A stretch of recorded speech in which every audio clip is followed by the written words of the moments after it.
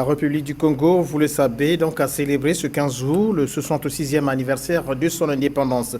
C'est exactement le 15 août 1960 que le pays a officiellement obtenu son statut de pays indépendant vis-à-vis de la mère patrie, j'ai cité la France, mettant ainsi fin à la période de domination coloniale. À cette date, le pays devenait souverain avec l'espoir de construire une nation capable de décider de son propre avenir. Mais depuis, l'histoire du Congo a été marquée par des coups d'État, des crises politiques, mais également des conflits armés. Aujourd'hui, 66 ans après, le Congo entend tourner cette page sombre de son histoire et pense s'orienter vers le développement. Cette année, l'événement, vous venez de le suivre, cette année a été marquée sous le signe du thème Objectif développement accélérant la marche vers le développement. Plusieurs événements ont marqué cet événement. On parle de plus importants, notons le semi-marathon international de Brazzaville qui s'est déroulé au boulevard Alfred Raoul, où s'est déroulé également le défilé militaire et civil. Il y a eu également l'élection de la Miss Congo, sans oublier la Coupe du Congo de football en deux versions. En version masculine, vous le saviez, l'équipe du club athlétique Renaissance Aigle-Okara a remporté la compétition, tandis qu'en version féminine, la coupe a été remportée par l'Athletic Club Colombe. Aujourd'hui, comme je l'ai dit, vous avez suivi le défilé militaire et civil au boulevard Alfred Raoul en présence du président de la République, Denis Sassou Nguesso. Mais beaucoup d'entre nous ne savent pas comment est-ce que la République du Congo a pu accéder à cette indépendance. Eh bien, nous allons vous proposer cet élément de Lucas qui parle justement dans quel contexte la République du Congo a eu à acquérir cette indépendance. En 1958, De Gaulle est investi président du Conseil en France et entreprend des voyages en Afrique pour expliquer le projet qu'il veut entreprendre. Il dit, le 28 septembre, les gens répondront par oui ou non. Oui, ça veut dire qu'ils veulent rester dans la communauté franco-africaine. Non, ils veulent l'indépendance. En ajoutant même un petit bémol en disant ou sécession. Ce qui se passe le 28 septembre 1958, c'est qu'il y a 39 399 voix ont été enregistrées dans la catégorie de oui, c'est-à-dire veulent la communauté franco-africaine. Les non furent d'ordre de 2181 voix. Donc ils ont refusé l'indépendance. Il y avait à l'époque, au Stade des Bouées, puisque j'étais présent, j'étais jeune,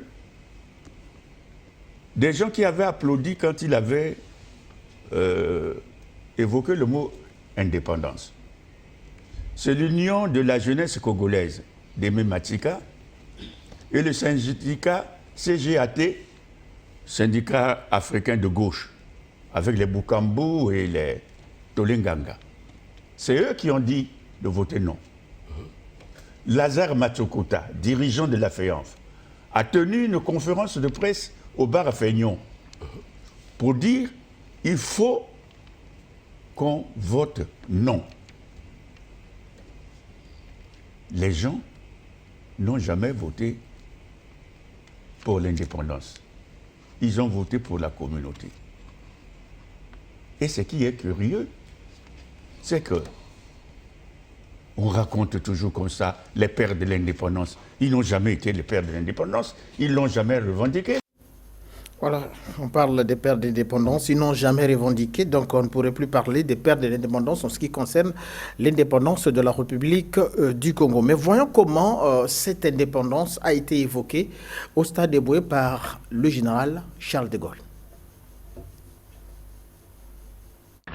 La France nouvelle a décidé, pour ce qui la concerne et pour ce qui concerne tous ceux qui dépendent d'elle, de choisir noblement largement des chemins nouveaux, en même temps que pratiques, vers le destin.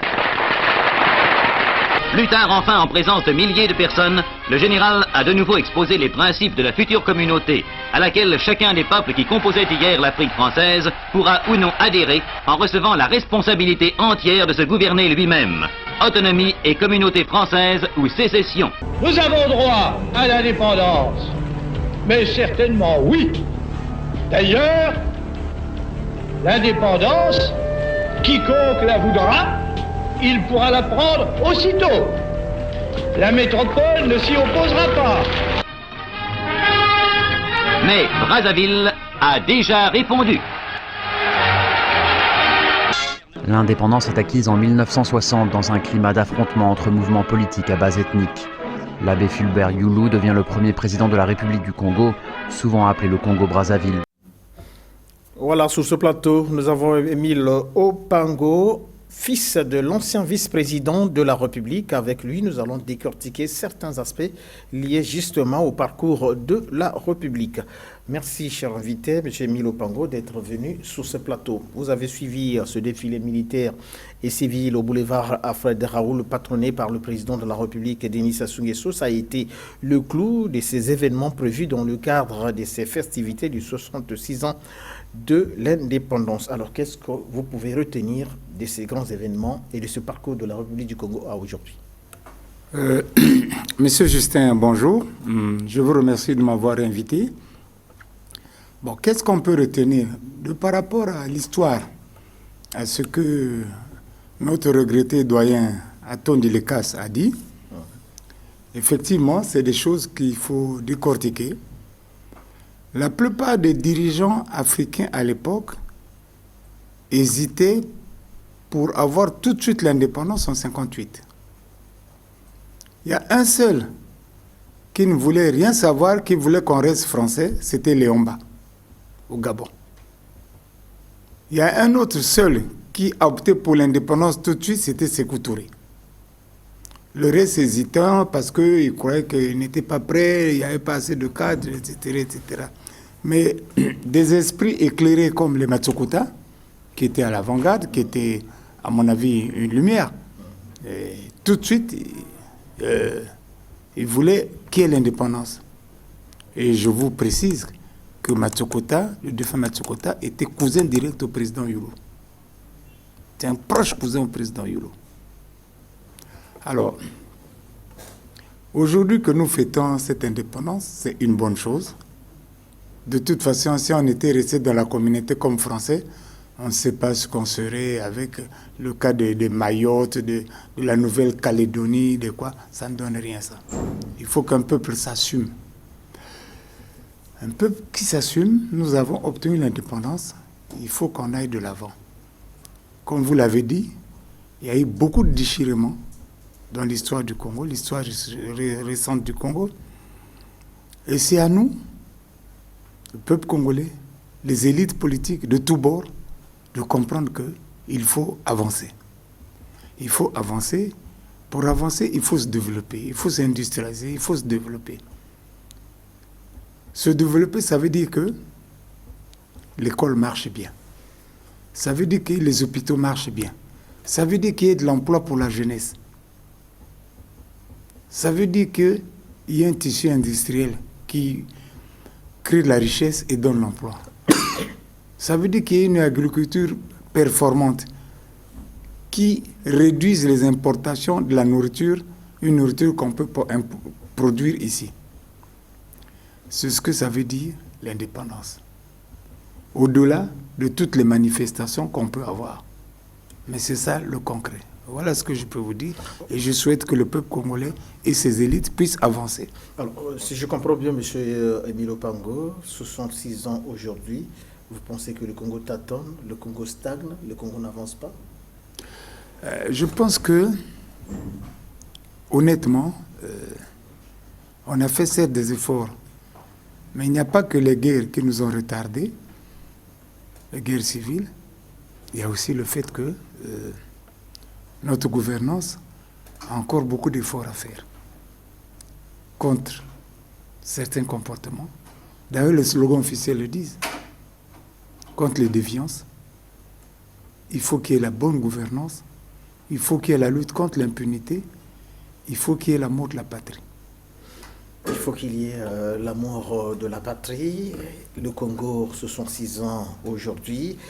Nous pensons à nos pères, même si les cas la contredit qu'il n'y a pas eu de pères d'indépendance, mais nous parlons quand même de ceux qui ont fait de telle sorte que le Congo arrive à atteindre un certain niveau d'indépendance. Oui. Nous parlons de l'abbé Fulbert Youlou, nous parlons également de Jacques Opango, qui ont fait de telle sorte que le Congo avance.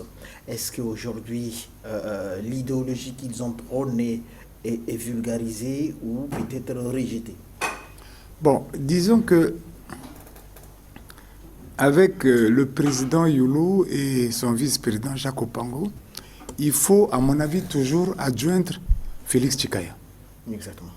C'est le premier député du Congo et Gabon.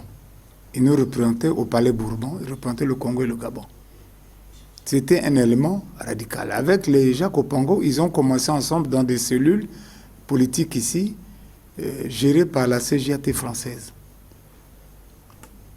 Ils ont été formés dans ce moule. Avec eux, il faut adjoindre des gens comme les Bikouma Germain, des gens comme les Lunda Aubert.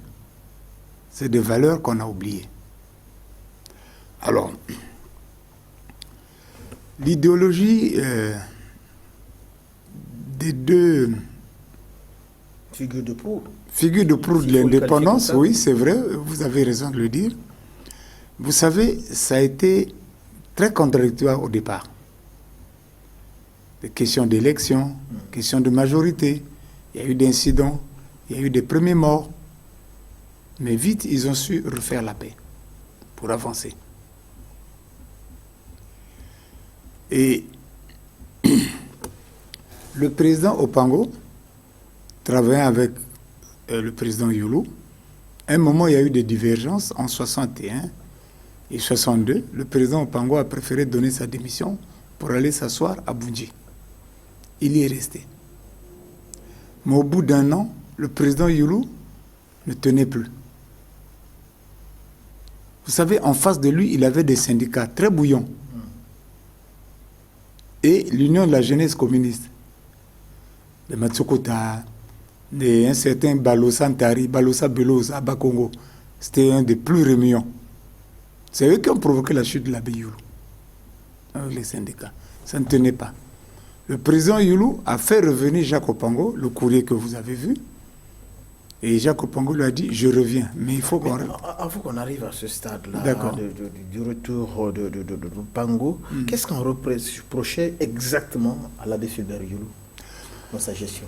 Bon, c'est bien de poser cette question, parce que beaucoup de choses ont été dites, et dans ces choses dites, beaucoup ne sont pas très exactes. L'abbé Youlou a un premier handicap. Il n'a jamais milité. Mais il avait le bagou, il savait parler. Ok, il a tiré les foules. Il était prêtre à Saint-François d'Assise, à Bakongo, vers le CCF. Comme il parlait, il a tiré les gens. Monseigneur Michel Bernard a décidé de l'affecter à Mindouli.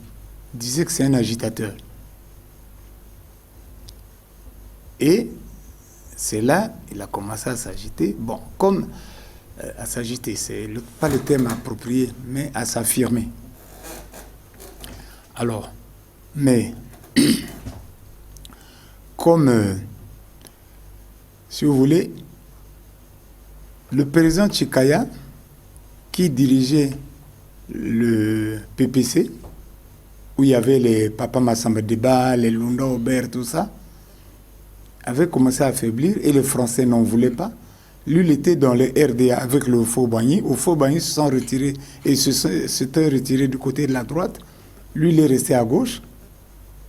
Et le président au Faux-Bagny, quand Youlou a créé son parti, quand le président Youlou, s'il vous plaît, a créé son parti, il a commencé à aider à débaucher les membres du parti du PPC de Tshikaya, parce que Tshikaya, étant député, vivait trop longtemps en France. Et dans ce climat-là, vu la montée du MSA,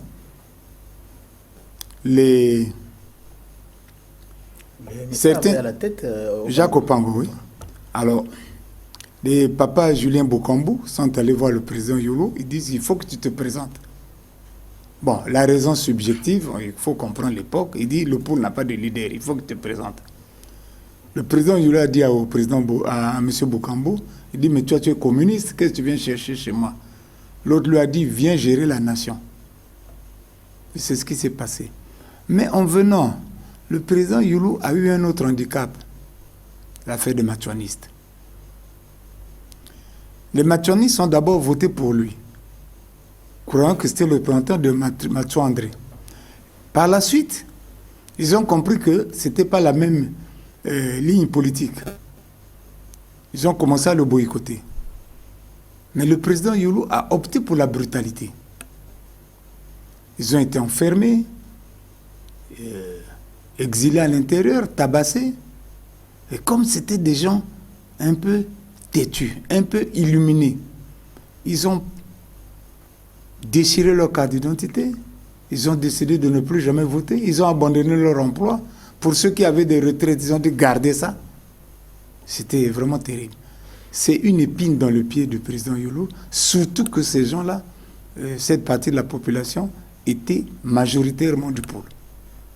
C'est une déchirure. Par la suite, alors, l'autre faiblesse du président Youlou qui l'a conduit plus loin vers la chute, c'était le fait que ils veulent faire un parti unique et un syndicat unique affilié à ce parti unique. C'est là où les syndicalistes ont commencé à s'agiter. Voilà. Alors, M. Opango, nous avons vu quand même Jacques Opango intervenir aussi pour ceux qui avaient été incarcérés dans le département du Pôle à l'époque, je dirais, de cette autorité corse. Oui, Pierre de Bitafoko. Oui, Pierre de Bitafoko. Effectivement, ça, j'étais pas encore né, mais ça, on a un aîné là, un certain Jean-Louis Monekolo, son père était dans le groupe. Bon, la plupart de ces papas-là, ils étaient un peu originaires de Bundji, mais d'obédience politique un peu différente. Ils se retrouvaient sur des bases plutôt culturelles, parce qu'ils ne voulaient pas que l'Église catholique impose le français, le lingala à Bundji dans le rite catholique. Ils voulaient développer le mochi. Surtout que le lari s'est beaucoup développé dans l'Église catholique, dans le pôle, et il y a eu la traduction de la Bible en lari. Ce qui ne s'est pas fait de l'autre côté, ce qu'ils voulaient. Bon, ils se retrouvent un peu sur ces bases-là. Mais par la suite, quand ils ont vu que Pierre de Bitafoko, en 1941-42, comme les matuanistes et ils maîtrisaient une bonne partie de la population de la région de Pôle, refusaient de payer l'impôt des 3 francs,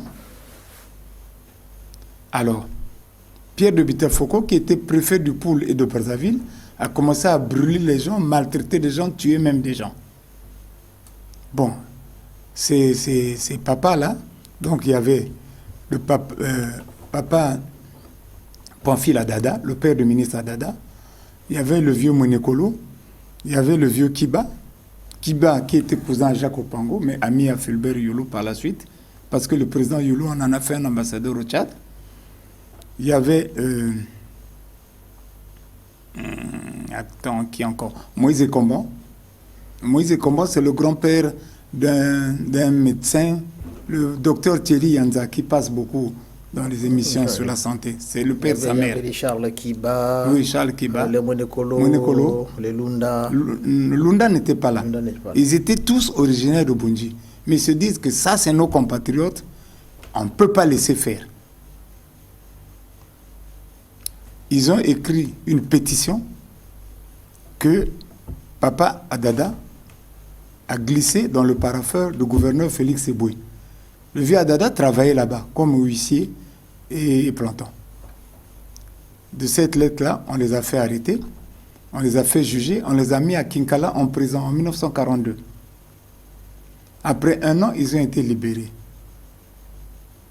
Mais Opango affecté, jeté au Centrafrique. Le vieux Adada est renvoyé du boulot. Il est allé faire la pêche vers Pikonda et Ouesso. Il est mort là-bas. Et Kombon, qui était cheminot, affecté à demeure dans le Mayombe. Bon, Monekolo était allé à Kinshasa et Kiba était allé au Gabon. Alors, M. Opango, aujourd'hui, vous reprochez à la République d'être versée dans le tribalisme. Est-ce que ce n'est pas des attitudes que nous avons acquis avec nos autorités de l'époque, avec des divergences, par exemple, entre Youlou et Opango? Bon, honnêtement, je ne le pense pas. C'est-à-dire, le Congo n'a jamais formé une entité comme telle avant la période coloniale. Les entités, c'était le royaume Téké, le royaume Congo, le royaume Luango. Ces peuples-là, la République du Congo, se faisant petit à petit, doit apprendre à vivre ensemble. C'est normal qu'il y ait des incompréhensions et des frottements au départ. La preuve, aujourd'hui, l'Angola a des Congo, la RDC a des Congo, le Congo a des Congo, mais les comportements ne sont pas toujours les mêmes. Chacun s'agrippe à son entité. Et je me rappelle, il y a quelques années, quand Boudidia Congo chauffait dans le Bas-Congo, ils ont essayé de pénétrer en Kaye dans la Poinza, mais ils n'ont pas pu. Ils avaient des bureaux, mais ils n'ont pas pu. Donc, chaque entité cherche à fédérer ses enfants. Mais le problème du tribalisme, si tu veux, de l'ethnicisme, est arrivé lorsque il fallait que nous puissions nous gouverner nous-mêmes à travers l'indépendance. Tant qu'il y avait le Coran, c'était des petites frictions. Et donc, qui prendrait le pouvoir? Certains pensaient que ce serait peut-être rien que pour son ethnie ou son groupe ethnique. C'est là où c'est arrivé. Est-ce que ce n'est pas né de divergences, puisque nous avons suivi attendu les casses, disant qu'il y avait deux franges, il y a ceux qui voulaient exactement, qui n'étaient pas majoritaires, mais qui voulaient l'indépendance, et il y avait cette majorité, la majorité ne voulait pas qu'on aille à l'indépendance. Ça, c'était surtout idéologique. C'était idéologique, de gauche, de droite. J'ai dit, Matsukota, qui voulait l'indépendance tout de suite, je vous dis qu'il était au président Youlou. Ils sont de la même famille. Mais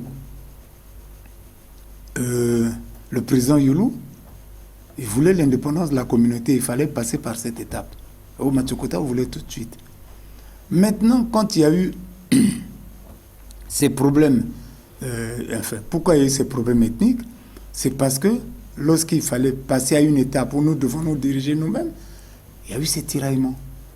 Et la fameuse affaire de Yambo, qui a fait que le pouvoir bascule du MSA-PPC à l'UDDA, c'est dû à quoi? Ils étaient réunis en France, les différents partis politiques avec les Français, et il y avait des gars des autres pays aussi, dont la Côte d'Ivoire. D'après ce que m'ont raconté les papas Kikumangot et papa Obongi, et lui-même, M. Senso, qui était UDDA, maire de Brazzaville, a parlé de ça à la télé. Yambo, qui était député de Moussenjo, aimait ça. Ils vont à Paris. Mais c'était un bon vivant. Ses frais de mission, il était allé brûler. Il revient voir M. Opango. Oh, chef, voilà, j'ai brûlé mon argent, tout ça. On lui donne l'argent encore. Il va, il brûle, il revient. Alors, lui dit, allez, fous le camp. Voyou, je ne veux pas te voir. Bon, il va voir le président Youlou. Le président Youlou dit, ah, moi aussi, j'ai pas assez d'argent, je me suis occupé de mes gens. Mais j'ai un ami qui a l'argent. Il l'a amené chez le président Houphouët-Boigny. Excusez-moi, M. Opango. Oui. Quand chaque Opango, comme qui dirait, refoule Yambo, vous parlez de Yambo, oui. Est-ce qu'il est exclu du parti? Pas du tout. Ou il était encore du parti? Il était du parti. Parce qu'entre-temps, il y a eu cette affaire de la corruption, semble-t-il. Mais je vous laisse quand même... C'est justement cet incident qu'on appelle corruption que je pense que ce n'est Donc ce n'était pas la Le corruption. terme n'est pas adéquat, à mon avis. On peut conclure comme ça, selon ce qu'on pense. Mais c'est un incident de parcours qui est arrivé. Le monsieur était dans le besoin. Et la suite, c'est quoi, puisqu'il est allé de l'autre côté? Il est allé Ludedia, voir le chez président Houphouët-Boigny. Ils étaient encore à Paris. Houphouët-Boigny lui donne l'argent. Il dit, mais seulement, tu vas voter désormais pour mon ami Youlou, Alors que lui faisait partie du MSA. du MSA. Vous voyez? C'est comme ça que, étant venu ici, il a passé... Et comment vous qualifiez ce geste de Houphouët-Boigny? Houphouët-Boigny, bon, c'est un débauchage. C'est un débauchage. Mais je ne pense il pas... lui donne une instruction. Oui, Je vous aide. oui, je Et sais. il faut aller voter pour mon ami Youlou. Oui. Donc ça Mais- n'a rien à voir avec la corruption. Pas exactement. Ok. Bon, maintenant, je ne pense pas que dans sa tête, le président Youlou pensait ça dès le départ. C'est une aubaine qui lui est arrivée, il a su jouer. Mais je sais aussi que le Félix Houphouët-Boigny, on voulait à papa Félix Tchikaya. Parce qu'ils étaient ensemble au RDA. Ils ont changé. Alors, depuis la période avant, il avait commencé à débaucher les gens du PPC, de Félix Tchikaya, pour les envoyer au parti de Youlou. De Youlou, UDDR. C'est comme ça que les Massamba Deba, les quoi étaient là-bas. Celui qui avait refusé, c'était Bikouma Germain. Et Papa Lunda qui a préféré s'asseoir. Et la suite qui a dégénéré, ça s'est passé comment, cette suite qui a dégénéré Bon, en conflit? ça a dégénéré en conflit parce que lorsqu'ils sont venus ici, bon, l'UDDA qui était appuyé par des partis des petits blancs ici, a convoqué une assemblée, l'assemblée, et les autres ont dit non. Ils disent qu'ils ont la majorité, parce que la majorité était d'une seule voix. Exactement. Ça a changé de camp. Les autres ont dit non, il faut des élections sur ce poste, on annule. Non, bon, puis le MSA a refusé d'aller Il s'agissait de quel poste? le poste de député, Le député. député de Mossenjo. De Monseigneur. Les autres ont dit non, nous avons la majorité. Le MSA a dit, alors là, si vous siégez vous-même. Et lorsqu'ils ont siégé, comme Pointe-Noire était une ville un peu hostile à l'UDDA, ils ont décidé de ramener la capitale à Brazzaville. Pour la petite histoire, en venant à Brazzaville, comme Dolisie est une ville où il y avait plein de MSA, les papas de Makino, les papas de Pierre-Michel Ngimbi, tout ça, c'était du MSA affiché. Mais ils sont allés attendre la délégation de l'UDD à la gare pour fusiller. On a dû les arrêter. Les tensions étaient là déjà, depuis Dolisie, et puis ça vient ici. Et lorsque c'est arrivé ici, bon, c'était toujours tendu. À un moment donné, M. Opango a été arrêté pour éviter les tensions. Enfin, Est-ce que c'était un instigateur? Pourquoi on l'a arrêté? non, c'était le jeu politique. Hein. Bon, il a été arrêté et ses militants se sont retrouvés au bar Bouya avec le vieux Kekungangot, le vieux Obongi Gabriel, Mambeke Boucher et tout le reste. Ils discutaient. Ils ont dit aux militants, laissez-nous, on doit régler ce problème. Et les militants disent, non, il veut la guerre, on va faire la guerre. Ah, non, non, non, laissez-nous. Et ça s'est terminé en queue de poisson. Quels sont ces militants qui disaient qu'ils veulent la guerre? Les militants du MSA. Ils disent, les autres veulent la guerre, alors non, on ne va pas se laisser faire.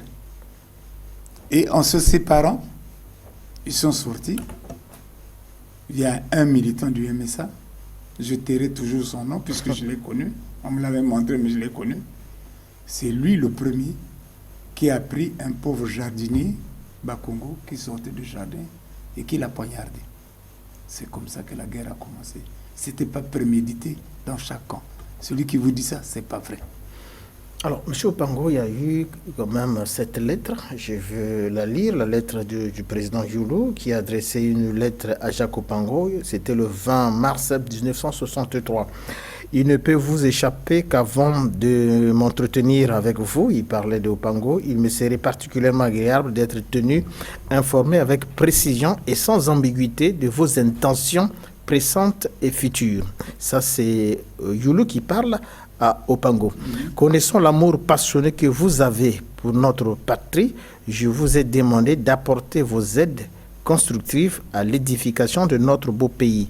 C'est dans ce sens que je vous demande maintenant de me dire, et avec franchise et sans équivoque, quel est votre point de vue sur ces sujets particulier. Alors, je vais également lire la réponse du président, j'allais dire, d'Opango, au président Youlou, qui disait « C'est avec un vif et plaisir que j'ai lu votre lettre numéro 320 du mois de mars courant. Permettez-moi tout d'abord de vous remercier franchement et de vos exaltantes appréciations à mon égard. Malgré les médisances et les rumeurs absurdes, je pense que vous aurez toujours un bon souvenir de notre collaboration au sein du gouvernement de la République. La seule condition est d'être utile à notre cher papa. Donc il voulait parler du Congo. Vous êtes sans ignorer les souffrances que j'ai endurées sous le régime colonial pour atteindre mon idéal qui est toujours de servir notre Congo. À cette TV, j'emploierai toute mon énergie qui me reste encore et je la mettrai à votre disposition en toute dignité et en toute considération attachée à mon tempérament. Alors, j'ai pas trop bien compris les deux lettres. Est-ce que c'était une sorte de réconciliation entre les deux ou Youlou voulait solliciter le concours d'Opango dans certainement le futur gouvernement ou dans certainement le régime qui était instauré après ces événements? Oui, c'est-à-dire que la lettre là en 63, c'était après que Opango ait démissionné du gouvernement Youlou en 62. Exactement. Parce que ça ne marchait pas. Je vous ai dit que le président Youlou avait la faiblesse de ne pas avoir milité avant. Donc il ne savait pas gérer les petits conflits autres. C'était plutôt de belles paroles, un peu de l'empathie, un peu du bagou. À la limite, un peu de ruse. Et Opango, voyant ça, a décidé d'aller à Bunji s'asseoir. Mais étant resté sur place, le président Youlou avait en face de lui des syndicats bouillants qui n'acceptaient pas certains comportements. C'est des gens qui s'étaient formés dans la lutte coloniale, anticoloniale. Alors, déjà en 63, là, le président Youlou et son équipe étaient sur la sellette. Il sollicitait donc le retour du président Opango pour qu'il puisse faire équipe ensemble et régler certains points du pays. Mais le fond de la contradiction n'était pas que là. Il y avait les problèmes de la nation. En dehors des problèmes entre la majorité et la minorité politique. Il y avait les problèmes de la nation. C'est ça qu'il fallait chercher à résoudre. Et le président Youlou l'a fait venir un peu en envisageant cela. Mais je pense que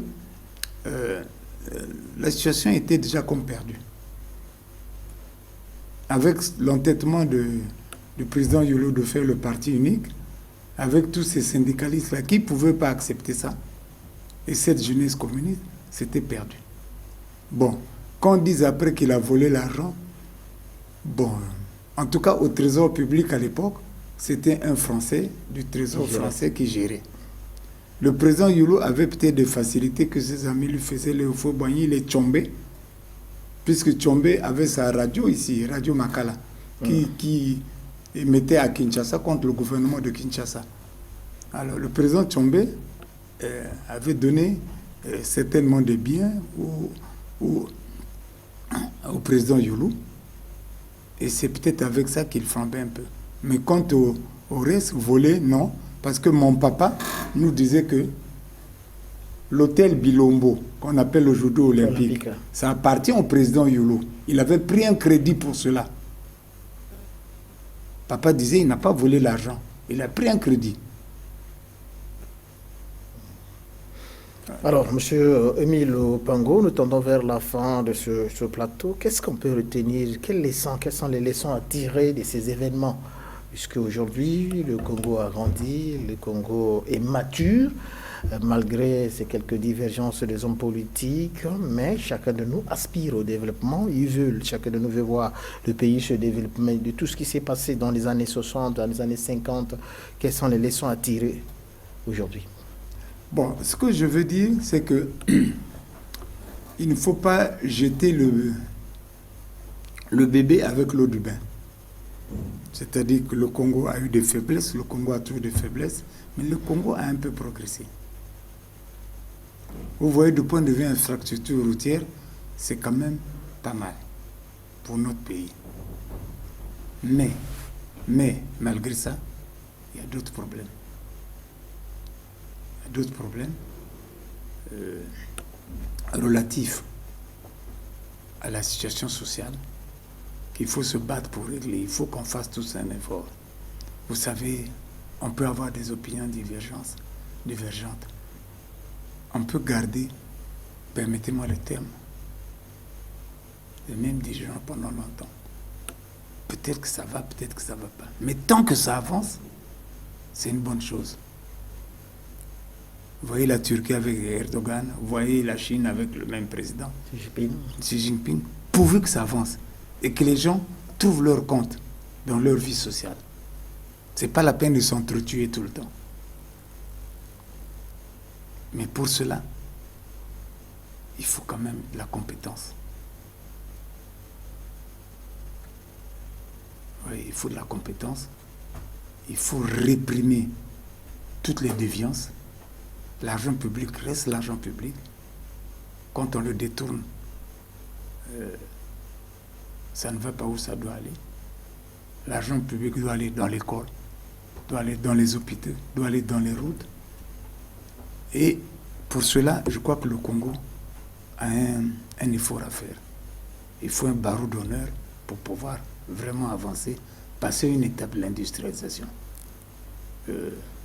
Dans notre sous-région, il y a des pays qui ont des problèmes, mais qui font des efforts. Je prends le cas de l'Angola, du point de vue industrialisation, ça commence à passer à une étape. Il y a des problèmes, mais faisons des efforts ensemble, entre Congolais. Merci. Faisons des efforts ensemble entre Congolais. C'est le dernier message d'Émile Opango. Je rappelle qu'il était mon invité pour décortiquer un tout petit peu ces 66 ans de l'indépendance de la République du Congo. Émile Opango est le fils de l'ancien vice-président de la République, Jacques Opango. Merci à vous qui nous avez suivis.